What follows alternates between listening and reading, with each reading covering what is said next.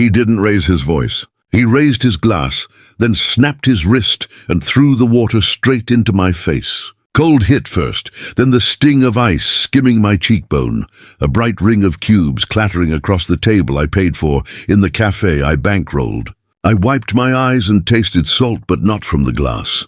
Before we continue, please subscribe to the channel and tell us where you're listening from. Charleston, South Carolina. Late autumn air pressing against the windows, the harbor light coming in thin and grey. I'd asked for one more pour, nothing grand.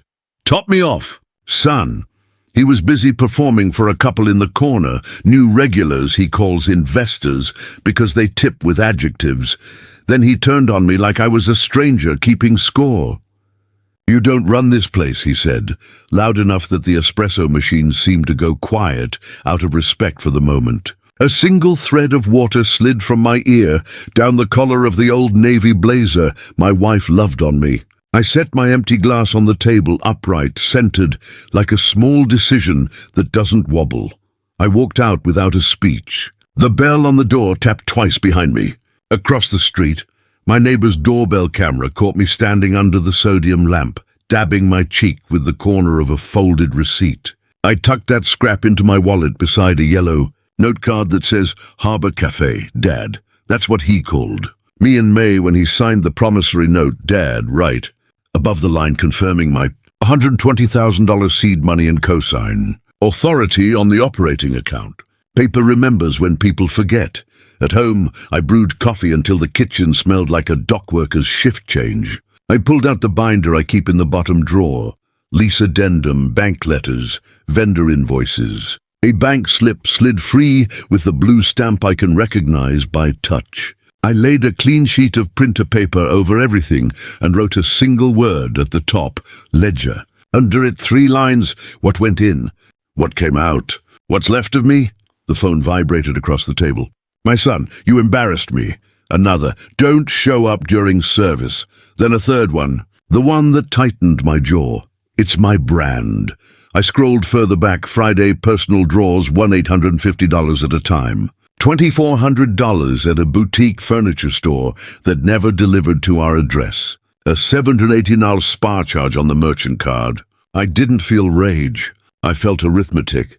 The kind that makes your hands stop shaking because numbers don't care how you feel, only whether you carried the one.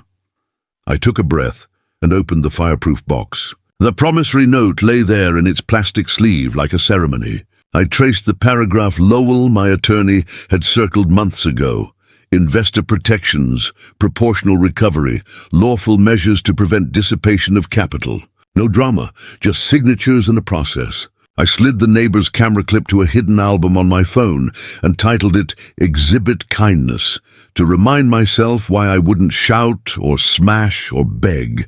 I would do what I used to do on the docks.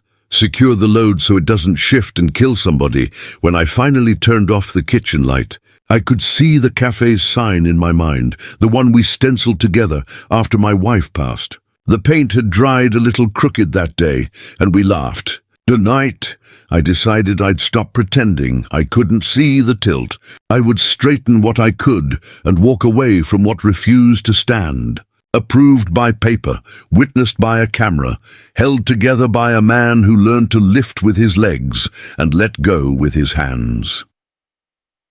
The next morning, the air in my kitchen felt heavy, like the house itself knew what had happened. Coffee hissed in the percolator, and that smell, burnt and bitter, sat in the air too long. I leaned against the counter, tracing the faint bruise where the ice had cut my cheek. Funny how humiliation always leaves a mark, even when no one sees it. Outside, Charleston was just waking up. A shrimp truck rattled down the street, gulls screaming overhead, same as every morning. I'd worked those docks for 37 years. The rhythm of steel hooks, wet rope, and payday envelopes had been my heartbeat. I'd earned every dollar that built that cafe. It wasn't a gift, it was a legacy. My wife, Ellen, had dreamed it up before the cancer came. She wanted something small, a place where people could sit near the water and feel at home. I made that dream real, and now our son was turning it into a stage for his pride. The phone buzzed. His name again. I hesitated before answering. Dad, listen. he said, voice clipped, defensive. You embarrassed me last night. Don't come around during peak hours, okay? I'm trying to run a business. I didn't answer right away. I watched sunlight crawl across the countertop, turning every scratch into a silver line. You run the business, I said finally, but don't forget who built the floor you're standing on.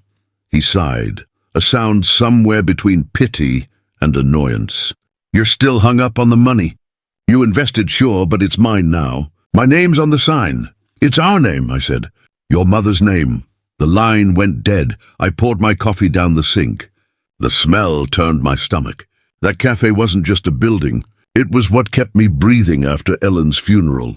Every plank of that place carried her handwriting. She had drawn the logo on a napkin the week before her last chemo. When my son wiped that logo off the window last year to replace it with his modern rebrand, I should have known the respect was slipping away too. By noon, I found myself driving aimlessly past the harbor. The gulls danced over the waves, and the boats rocked in the sunlight. I parked by Pier 14 just to listen. The sea doesn't lie. It doesn't flatter or accuse. It just moves. I thought about calling him again, saying something softer, but every sentence I imagined ended with him rolling his eyes. Instead, I drove to Broad Street and parked outside Lowell's office. The brass nameplate gleamed in the sun. I sat in the car for a long minute, then went inside. The receptionist recognized me. "Mr. Hayes," she said. "He's expecting you." Lowell looked up from his desk, reading glasses low on his nose. "You've got that look again," he said quietly. "Tell me what happened." I told him everything, from the glass to the silence after. He didn't interrupt once. When I finished, he turned the promissory note around so I could read it again. "You have the right to protect your capital," he said, tapping the clause with his pen.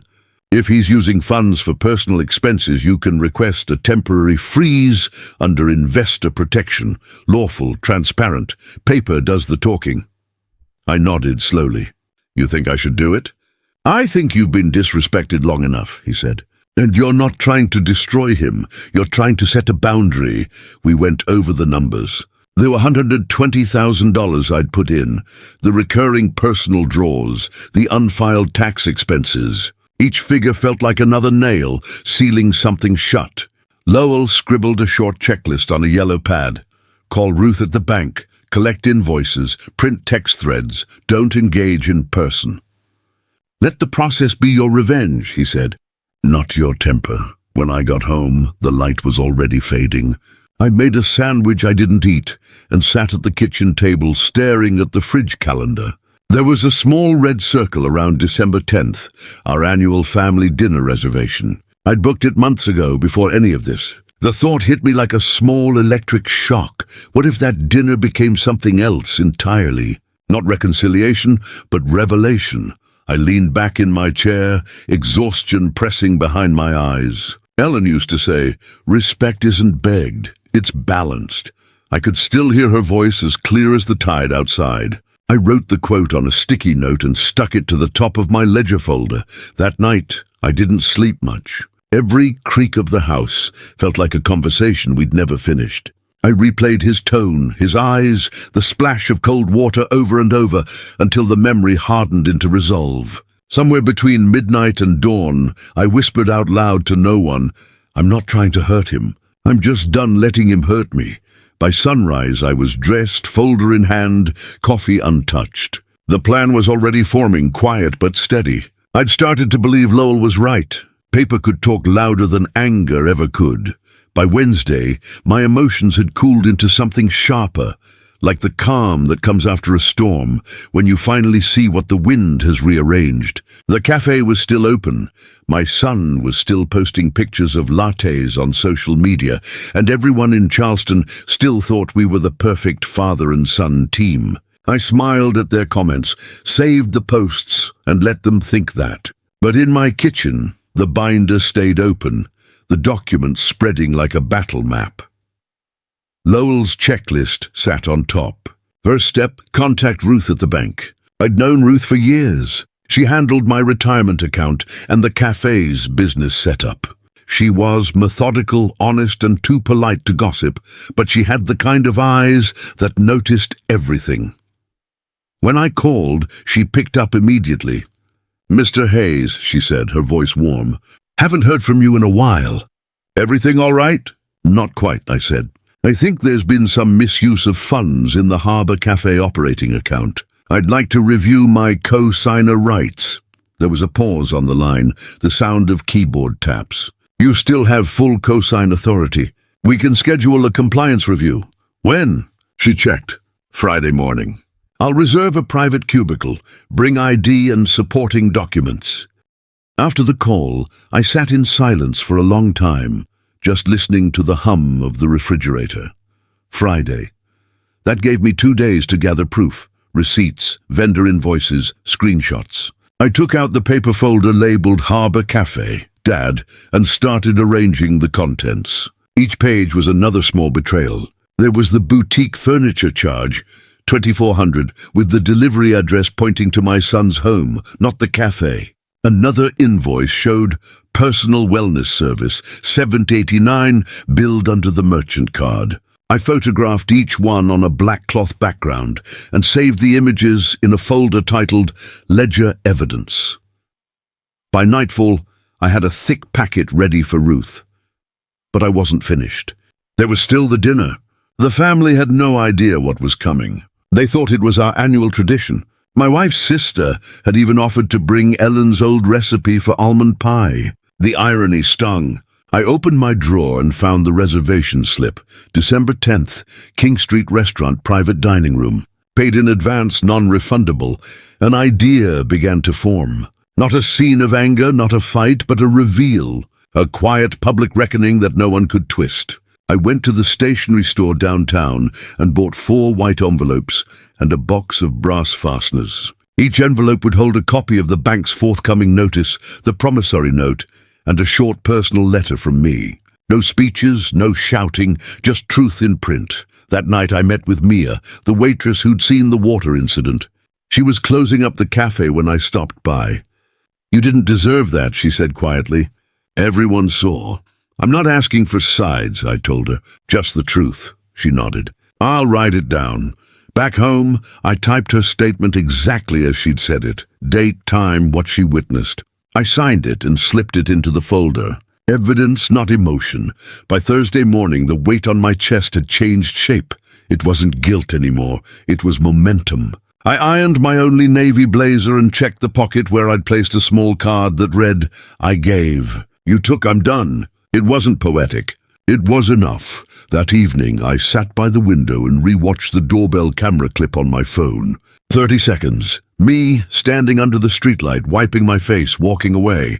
The audio picked up the faint sound of the cafe's bell ringing behind me. I renamed the clip Exhibit Kindness, because that's what it had been, the last act of restraint before action.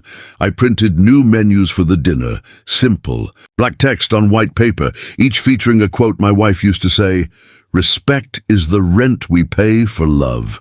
It would hang over every plate that night, like a quiet truth waiting to land.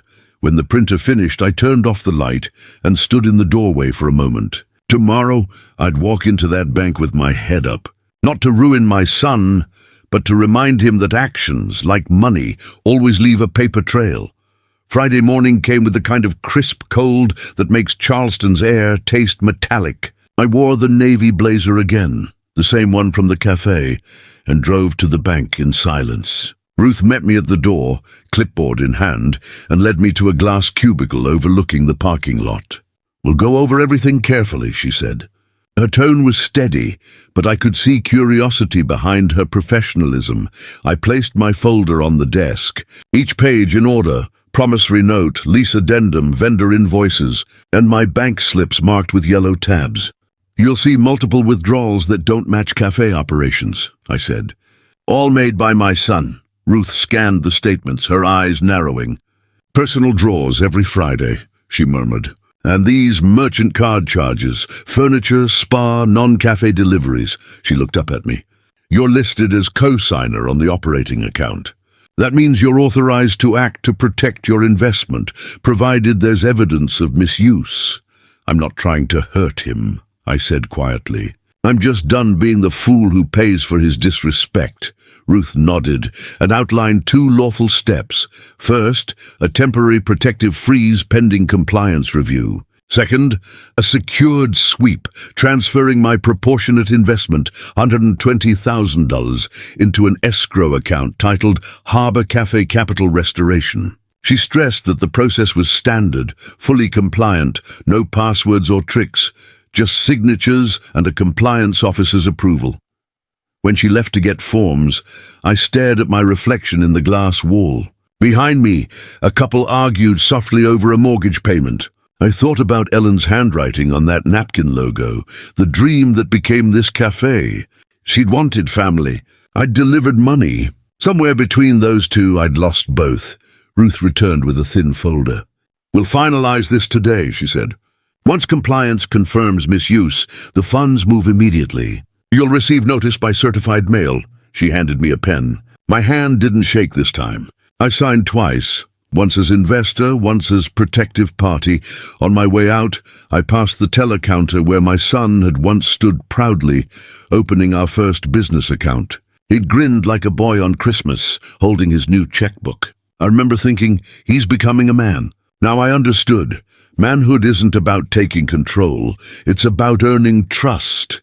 Back home, I brewed fresh coffee but didn't drink it. I opened my laptop and created a simple Excel file.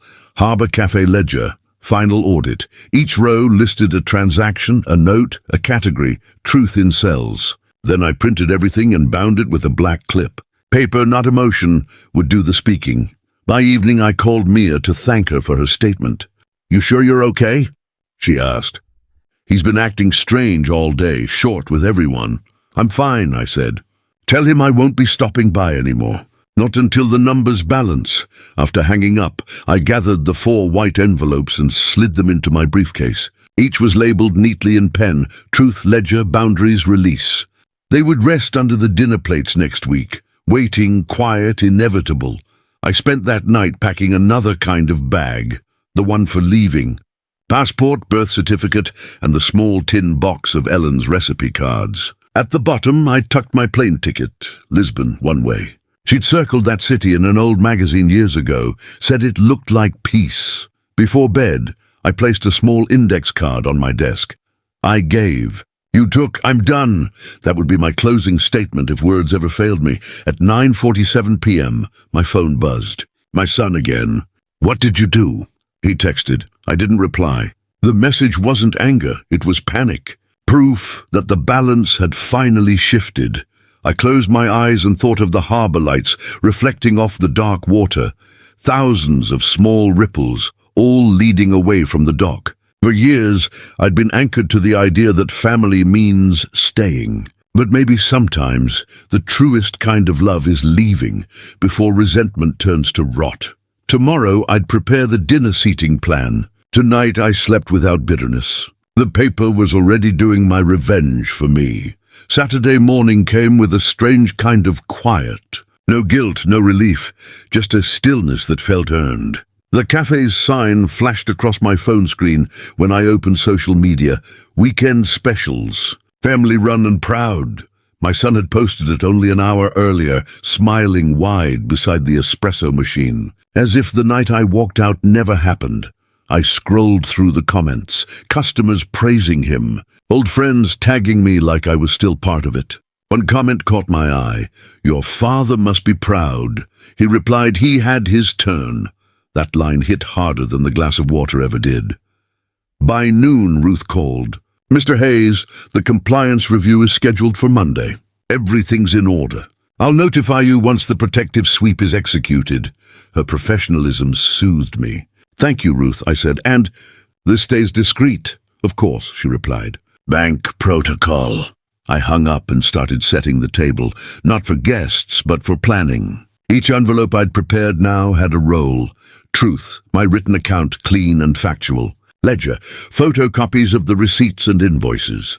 Boundaries, my letter to him. Release, the bank's notice to be opened last. That dinner on December 10th was approaching, and every detail needed to feel natural. The irony, I'd booked it months ago to celebrate his success. Now it would serve as the table where the truth was plated and served cold.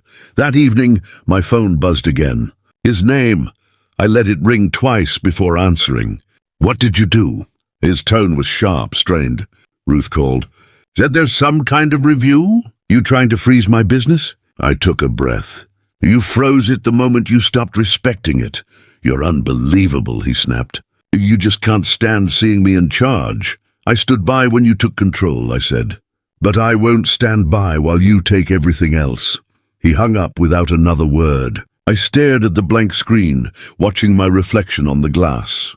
I didn't feel triumph. I felt distance, the kind that can't be crossed with apologies anymore. That night, I drove past the café one last time.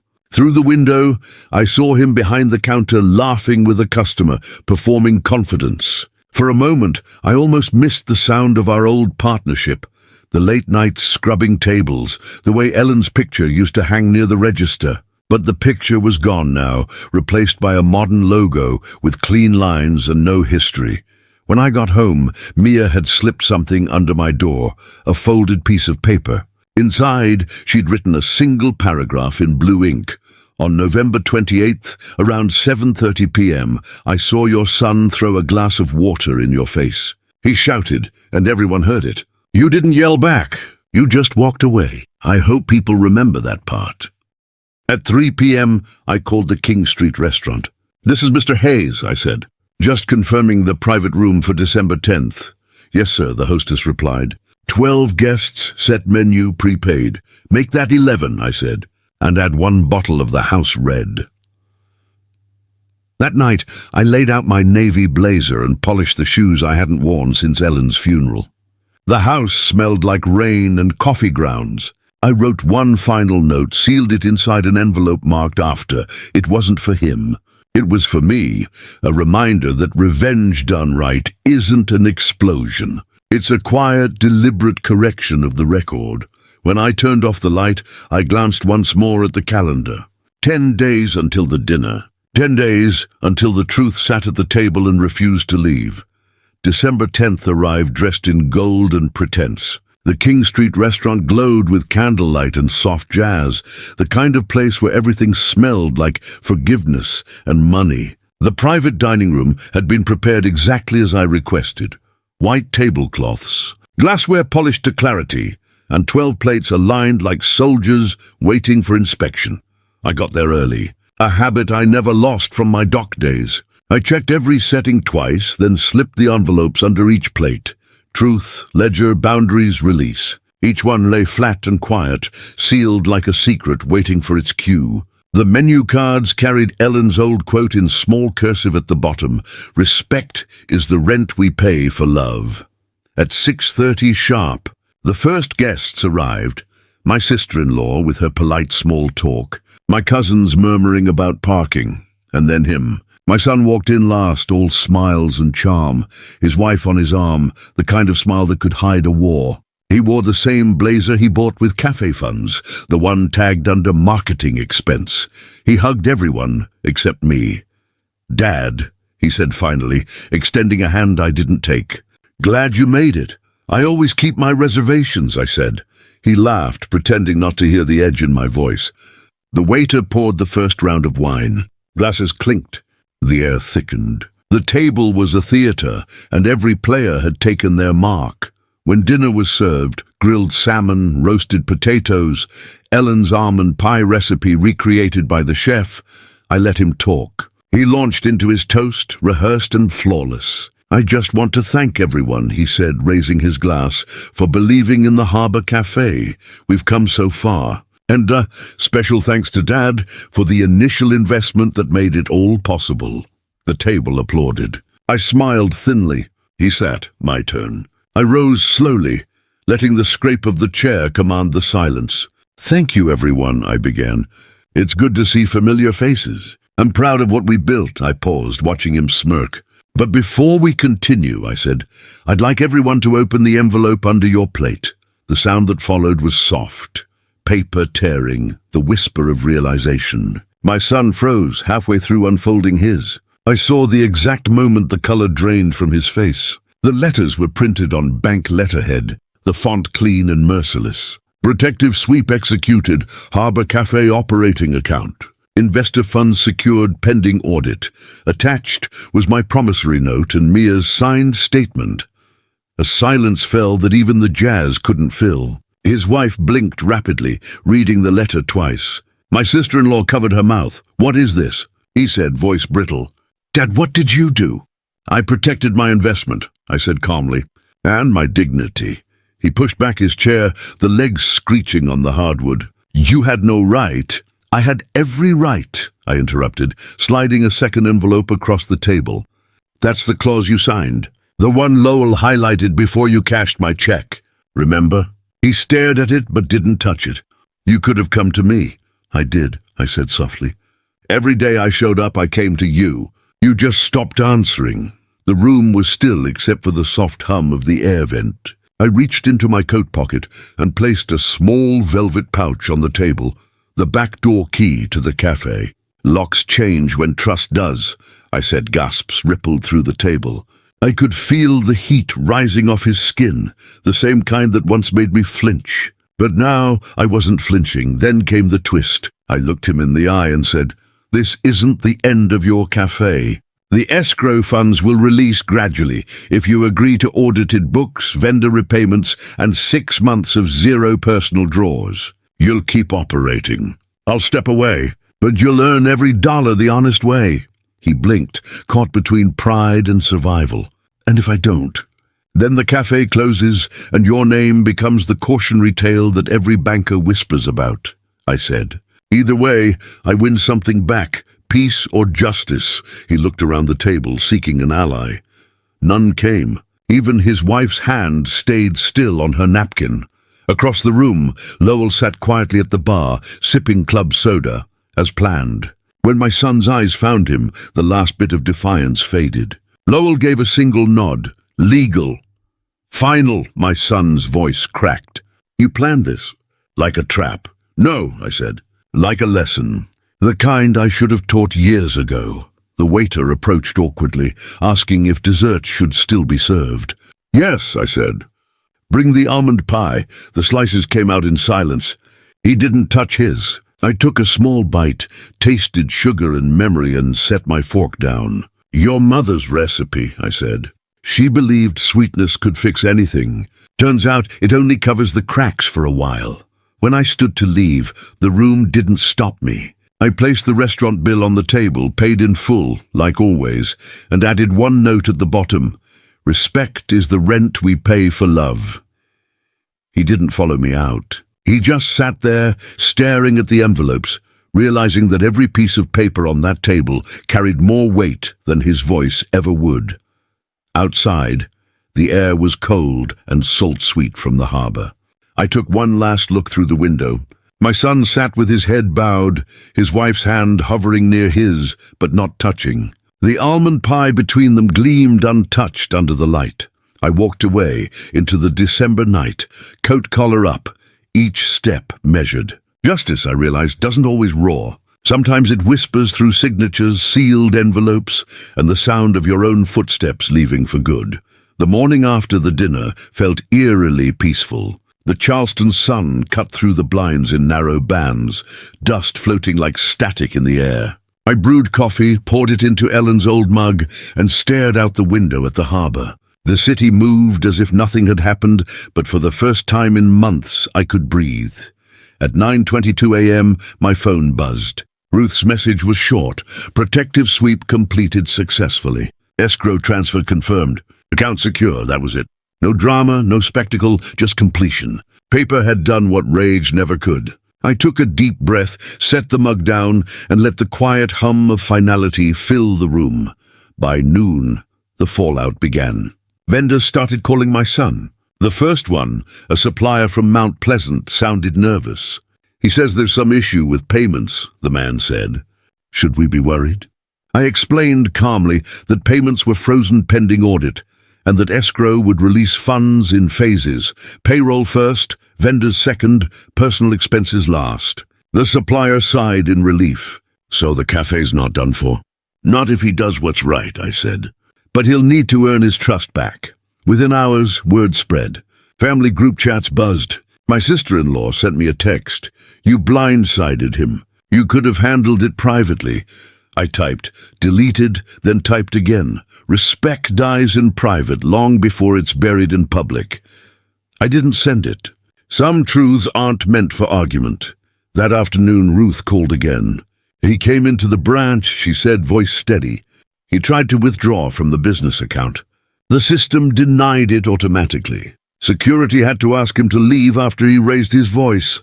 I rubbed my temple. He'll calm down once the audit starts. I hope so, she said softly. Lowell sent an email shortly after. Audit prep in motion. Preliminary report due next Friday. Hold steady. I spent the rest of the day packing. My suitcase lay open on the bed, shirts folded neatly, passport tucked inside a side pocket, Ellen's recipe card for almond pie slipped between the pages of my travel wallet. Every item I packed felt like closing a door I'd left open too long. At dusk, the phone rang again. I expected another vendor, but it was Mia. He came in today, she said quietly. Didn't say much. Just cleaned the counter for half an hour. I think he's scared. Maybe that's good, I said. Fear teaches faster than pride. She hesitated. He asked if you're okay. I am, I said after a pause. For the first time in a while. When I hung up, I replayed the dinner in my mind, the silence, the envelopes, his face collapsing under the weight of truth. I didn't enjoy it. I didn't want applause. I just wanted closure. And that's exactly what I got. Around 8 p.m., my phone buzzed again. Another message from him, shorter this time. What do you want? I stared at the screen. For years, I'd wanted everything for him. Success, security, self-respect. Now I wanted only 3 things, and none of them could be bought. I typed respect, accountability, distance, then hit send. There was no reply. Not that night. Not for a few days after either. Just silence. The kind that doesn't ache anymore, just settles. The next morning I woke early, packed the final few items into my suitcase and placed the fireproof box on the top shelf of the closet. I took one last look around the house. Everything I'd built still stood, the walls, the memories, the photographs. But for the first time they weren't holding me hostage. My revenge wasn't destruction, it was detachment. The kind that comes when you finally stop trying to fix what refuses to respect you. As I walked toward the harbor, suitcase rolling behind me, I realized something Ellen used to say was true. You can't rebuild peace in the same room where you lost it.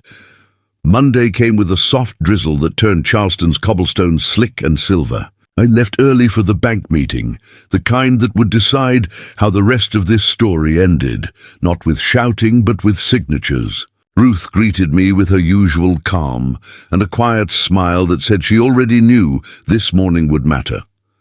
Inside the conference room sat a neutral auditor from the bank's compliance department, grey suit, thin glasses, eyes that could weigh a number and a conscience in the same breath. And across from him sat my son. He looked smaller than I remembered, as if the weight of his own arrogance had finally started crushing inward. His hands fidgeted on the table, no confidence left in his posture.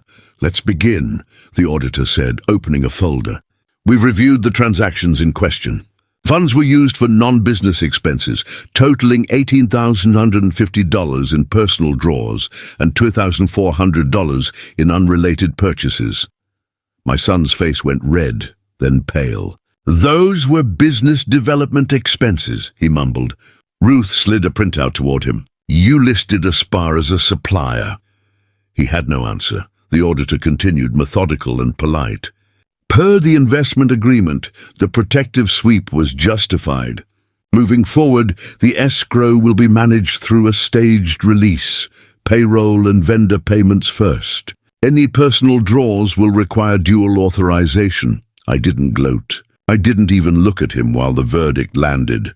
I just traced the edge of my coffee cup, letting the words wash over me. Justice, when done correctly, doesn't need applause. It just needs a paper trail. When the auditor finished, Ruth turned to me. You'll remain as oversight on escrow until repayments are complete. I nodded. That's fine. I won't interfere, just verify. Finally he spoke, his voice thin, but trying to sound strong. So that's it? You just stripped me of everything? I looked at him. No, I stripped away what you stole. You can rebuild what you earn, he laughed bitterly. You always have to have the last word. Not the last word, I said quietly. Just the right one.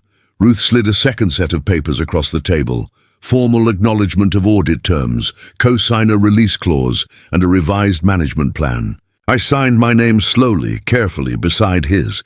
We used to sign documents together, school forms, car titles, the café lease. Back then, his signature leaned toward mine like a child's shadow. Now it trembled beside it like a ghost. When it was done, I pushed the folder back toward Ruth. Make sure he gets his copy, I said. I won't need one. She hesitated. You're sure? I nodded. I already have everything I need. The lesson. Outside, the rain had eased into mist. I stood beneath the bank awning, watching cars slide past. My son came out a few steps behind me. Dad, he said quietly, was all this really necessary? Yes, I said. Because you never believed words until money spoke.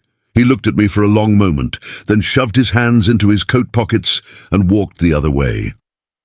I walked toward the harbour. My shoes caught reflections of the grey sky and puddles. Every street corner reminded me of the years I'd given him, rides to school, late-night meals, endless encouragement. And still here we were, a man who mistook love for leniency and a father who mistook patience for progress. At the water's edge, the tide was coming in. The sound of it was steady, forgiving. I leaned against the railing, breathing it in. Ellen would have loved this morning. The quiet victory, the order restored, the peace earned. I thought about the café and wondered if he'd keep it alive. Maybe he would. Maybe losing comfort would force him to build character. Either way, my job was done. Justice wasn't a courtroom or a scene. It was this moment, me alone with dignity and tact. I'd protected what I'd built, drawn a clean boundary, and left space for him to find humility. When I turned to leave, I caught a final glimpse of my reflection in the water. I didn't see the man who'd been splashed in the face that night. I saw someone who finally stopped trying to convince the ungrateful to care. Justice, I realized, doesn't always punish. It rebalances. And that's all I ever wanted, balance. The week after the audit passed like a slow tide. Each morning I'd wake before sunrise, make a single cup of coffee, and sit by the window as the first light spilled across the harbour. The city kept moving. Buses hissed, shop signs flickered on, and the world spun as if my little storm had never existed. But inside, the noise was gone.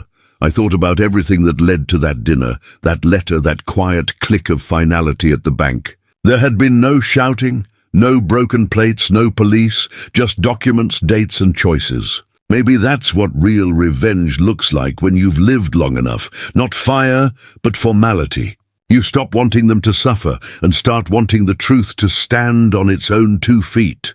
Sometimes I wondered what Ellen would have said. She would have told me to forgive him, I know that. She believed every wound could be mended if you kept the table set and the door unlocked. But I'd learned the hard way that forgiveness without boundaries isn't kindness, it's surrender. One morning, I found myself walking past the café. I told myself I was just heading to the market, but my feet knew better. Through the window, I saw him wiping down the counter, moving slower than usual. No customers yet, just him, a half-empty coffee cup, and the framed logo Ellen had drawn. He'd rehung it, slightly crooked, but it was there again. For a second, I felt something loosen in my chest. Maybe guilt, maybe pride. Maybe both. He didn't see me. I stood there long enough for the smell of roasted beans to drift through the glass and wrap around me like an old memory. Then I turned and walked away. Some goodbyes don't need sound. Back home, I opened the suitcase I'd packed days ago. The passport lay beside the folded shirts, Ellen's recipe card resting on top. I ran my fingers over the faded ink. Her handwriting curved soft and steady. Add almonds last. Patience makes sweetness stick. I smiled. Patience. She'd always been right about that. I checked my flight. It was still booked for Tuesday morning. Lisbon. I'd looked up pictures the night before. Sunlit alleys, old boats, pastel buildings leaning toward the sea. It looked nothing like Charleston, and yet something about it felt familiar, like starting over without erasing what came before. That evening, I called Ruth one last time. Just wanted to thank you, I said. For handling everything with grace. She laughed softly. You'd be surprised how rare calmness is in situations like this. Calm isn't peace, I said. But it's where peace begins. After we hung up, I went out to the porch and watched the harbor lights flicker on.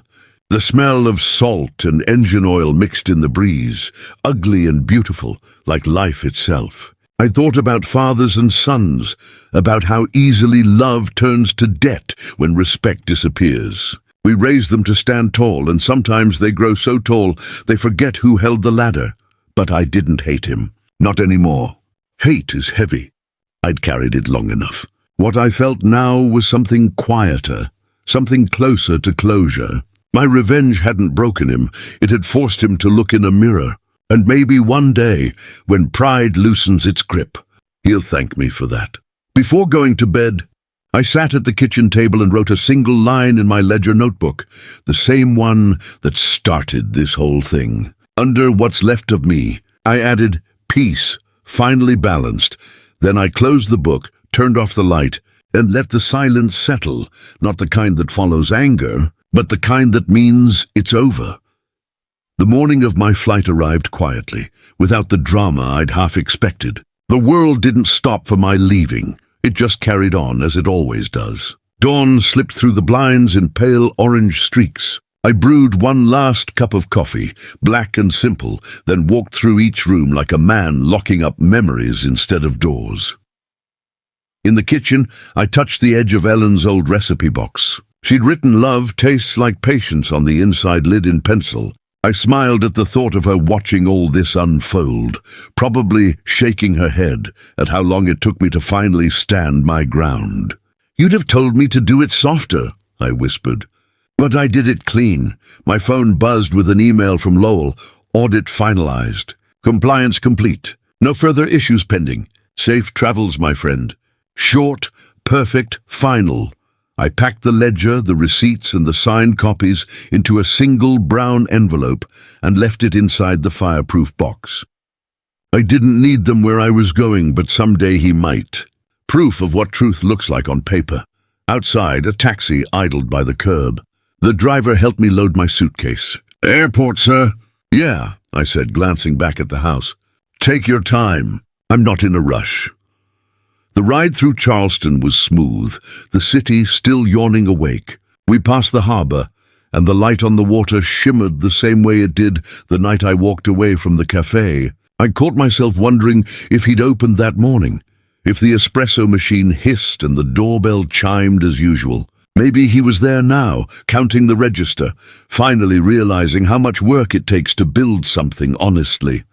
Halfway to the airport, my phone buzzed again. A text from him. I signed the agreement. Payroll's covered.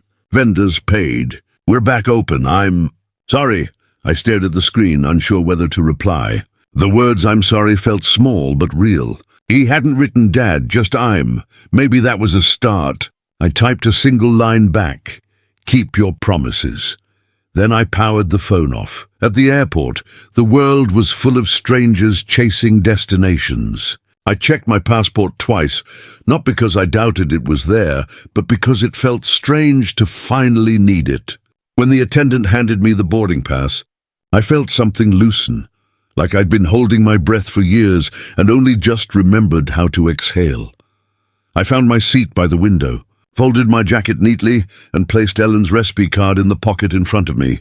As the plane taxied down the runway, I caught one last glimpse of the harbor glinting below. It looked small now, almost delicate, like a secret I'd finally put down. When the wheels lifted, I closed my eyes. The hum of the engines was steady, like a heartbeat that didn't need fixing anymore. I thought of all the versions of myself I was leaving behind. The father who kept forgiving, the man who mistook patience for peace, the worker who built everything for someone else's pride. They could all stay in Charleston. I didn't need them where I was going. Somewhere over the Atlantic, I took Ellen's recipe card out again and read it under the dim cabin light. "Patience makes sweetness stick," I smiled. "We're finally sweet again," I whispered. The city of Lisbon waited somewhere ahead, full of streets she'd once dreamed about. and I promised myself I'd walk every one of them, not as someone running away, but as someone who finally walked free. For the first time in years, I didn't look back. Lisbon greeted me with salt air and sunlight sharp enough to sting. The city moved slow, like it had nothing left to prove. I found a small room near Alfama, overlooking terracotta roofs and a crooked alley that smelled of bread and sea spray. From my window, I could see laundry swaying between buildings like white flags, tiny armistices fluttering in the wind. It didn't take long to fall into rhythm. Mornings meant strong coffee and long walks through narrow streets that twisted like memory. Afternoons, I'd sit at a café by the harbor, reading local papers I couldn't fully understand but liked the sound of. I wasn't running anymore. I was rebuilding the quiet. About 2 weeks after I arrived, my phone buzzed. A message from Mia. He rehung the old sign. The one with your wife's name. And he framed something by the register. You'll want to see it. She sent a photo. I zoomed in. There, behind the counter in a simple black frame, hung a small white card. The words were mine, printed in neat script. Respect is the rent we pay for love. No name, no signature, no caption. Just the line. It took me a full minute to breathe. Somewhere in that cafe, my son had decided to listen, not argue. Maybe he finally understood that money could be replaced, but respect, once spent, was gone for good. That night, I walked down to the docks. The water lapped against the stones, carrying the sound of distant music from a street band. I bought a small tin cup from a vendor, cheap, simple, nothing special, and filled it from the public fountain. Cold, clean water. I raised it like a toast to no one and everyone. I'm done fighting ghosts, I said under my breath. The lessons learned by both of us. In that moment, I thought back to the splash, the sting, the humiliation. The water that once burned now felt like baptism, washing away what needed to die between us. He'd taken my pride once, but I'd taken back my peace, and in the end, I think I got the better deal. Over the next few weeks, the cafe's audit updates arrived on schedule. Vendor debts dropping, payroll stabilized, new manager hired. He was doing it right this time, slowly, carefully, probably painfully. Justice had turned into reform, and revenge had turned into redemption. The kind you don't brag about because it doesn't need applause. On my last evening before changing apartments, I sat by the window, watching the sun bleed into the Atlantic. The rooftops glowed gold, the kind of gold you can't own or spend, just witness. I took out Ellen's recipe card one final time, the paper soft from travel, and placed it beside the new ledger notebook I'd started. On the first page, I wrote a single line. You didn't lose me, you gave me away. That line had lived in my head for weeks, waiting for its place. It wasn't spite. It was closure. Sometimes people don't steal from you. They simply show you what was never really safe with them. As the streetlights flickered on below, I took one last sip from the tin cup, then set it on the sill. The air smelled of salt, old stone, and clean endings. I thought about calling him, but decided against it. Some reconciliations happen best in silence. When I finally turned off the lamp, I caught my reflection in the glass. I looked older, sure, but lighter. The man who once stared back from a puddle outside a cafe was gone. This one had survived the storm, settled his accounts, and walked into a new kind of freedom. The water, I realized, was never meant to shame me. It was meant to wake me.